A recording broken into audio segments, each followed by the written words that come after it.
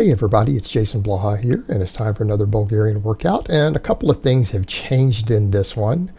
Today was a tough day, and not necessarily because the weights were heavy. The weights moved just fine on most of my lifts. I woke up with my lats hurting. This 2-a-day chin-ups, hitting almost a 1-rep max on chin-ups on 2 different workouts every day, is starting to get to me. I noticed last night my left lat started cramping when I was walking. My dog took me over for a walk because he gets walked a couple times a day. You know, I try to walk him in the morning and walk him again at night, at least if I don't throw a midday 1 and 2. I mean, I'm home all day with a hyper dog. You might as well, right? It's free list cardio, and it's good for him, you know, and I care about my dog. I care about his well-being. So I noticed it was cramping last night. Brittany had to get her elbows in there, rub my lat. I went ahead and bought some extra massaging stuff off Amazon to start working things like that, because I'm getting to that point in my training. My whole middle back hurt this morning, and I was almost worried I wasn't going to be able to squat. I was able to get my 480, but the way it's feeling with my back right now, I'm not sure yet if I'm going to be able to do a 5-pound jump next week. I might have to micro load from here on. We'll see how tomorrow feels. If Saturday is no higher than RPE 9, that's tomorrow. When we get to Monday, I'll go up 5 pounds. If it is anything above RPE 9, what am I going to do? I'm going to go up 2.5 pounds. We're going to have to play it safe. Yeah, it'll put me behind where a lot of people were projecting recently, but my original timetable was, by the end of the summer? So, you know, I'm looking at 10 weeks right before my next DEXA scan. If that happens, right around the time we get the next DEXA scan. So I'm fine with that. You know, the squat, and it felt a little tough.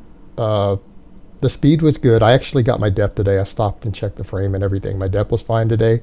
I got that. It just felt like it was almost pulling me forward because my whole thoracic region and lats are so fatigued from the chins right now that it was tough. It was tough. See, it was a little slow near the top, and it's because I was having to try to force that weight up. So it went up okay, though. It was actually decently fast overall. The whole bottom was fast. It just slowed near the top. What you guys are going to notice, everything else is calibrated plates today. See those over there? I have 6 calibrated 45s now. So I don't have enough to squat with, and I don't know if I want to buy more pairs. These things are getting expensive. I have like almost 800 pounds of plates right now, guys. And these are not cheap plates. But, you know, if I start getting silly accusations later when I'm squatting heavier, he's using fake weights. Well, we might have to get some calibrated plates just to you know, make people be quiet. Because my squat's not impressive right now. You know, that's the other thing, guys. I'm not bragging about anything I lift right now. I don't think what I'm lifting is really brag worthy. I want to get there. I'm going to keep busting my ass day in and day out until I do get there, but I'm not there right now. And I know a lot of you guys are like, are you serious, man? You're strong as hell. Like, guys, I'm really not, man. There are some amazing lifters out there. And I don't just mean all, you know, in their 20s. There's guys in my age group. Have you seen what some of the guys in the Masters 1 lift in different meets? There's some absolute beasts. There's some beasts. There's some guys who are around the 200-pound mark who are squatting over 600 out there in the U.S. in the Masters 1. All right, that's next level stuff. All right, I've got a ways to go before I can say I'm real strong, you know, by gym standards. But we're talking real strength athletes, and the amount of time I can now afford to dedicate to my training, I'm just not at that level. I want to be, though.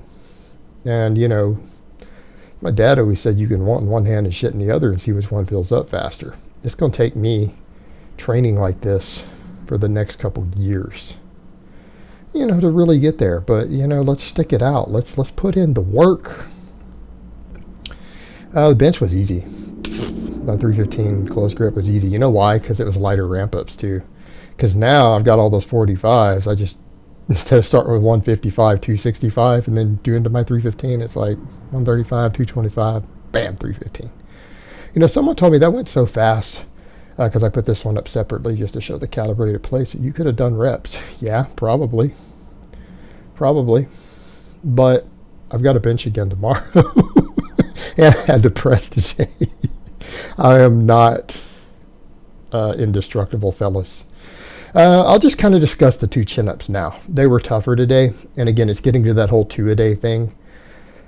It's what happens when you do the Bulgarian. When your frequency goes up, it gets harder.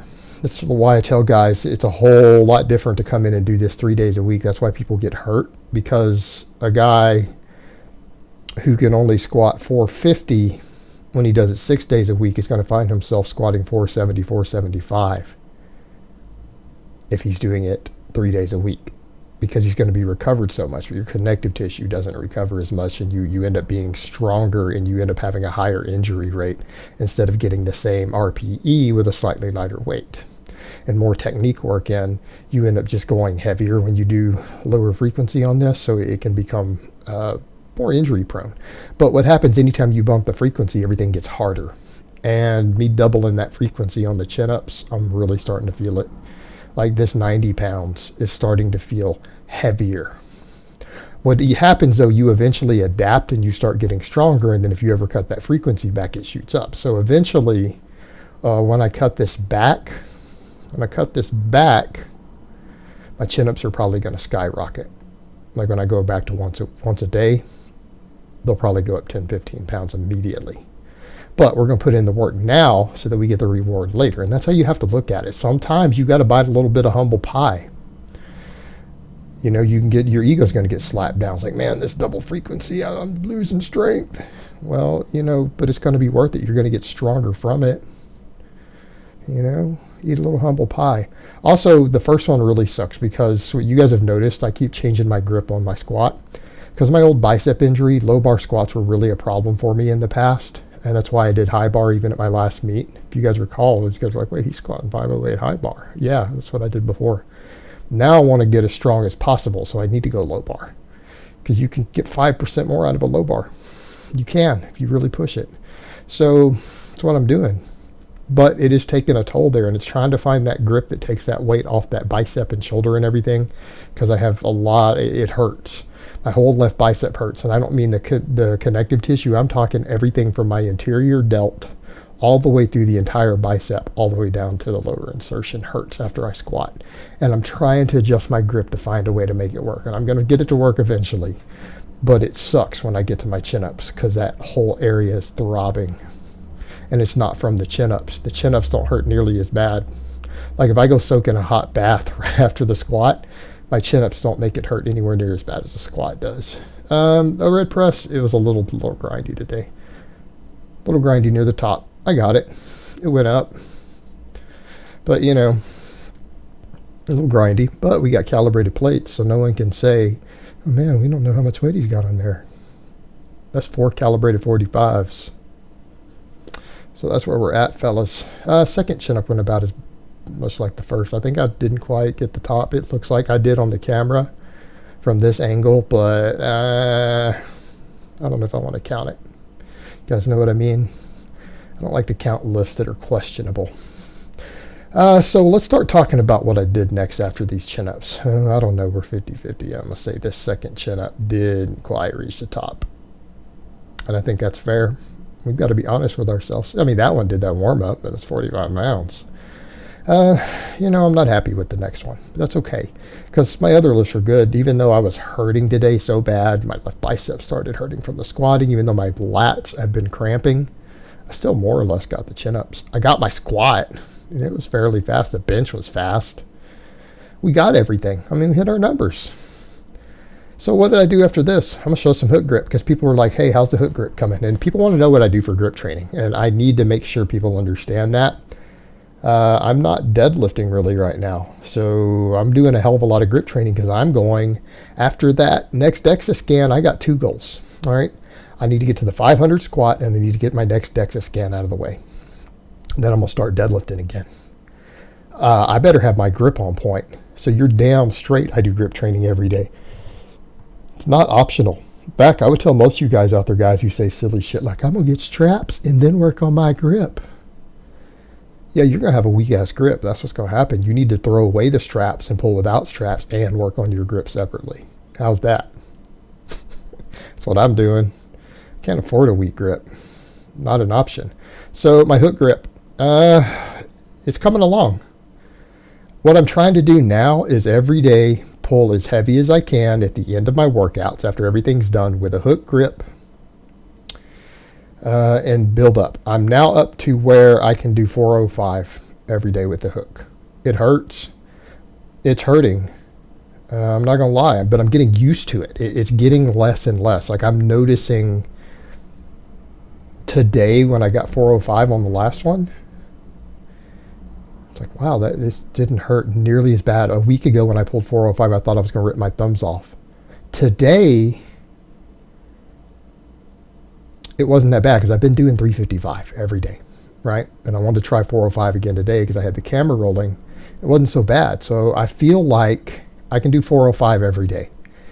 And if I do 405 with a hook grip every single day, I think my hook grip in 10 weeks, when I'm ready to start pulling again around that time, I think my hook grip's going to be okay. I think I'm going to be able to do this. I have chalk. I actually have John Bro's tape, which has been recommended to me by an Olympic lifter. Thank you, Jack. Appreciate that. I bought it.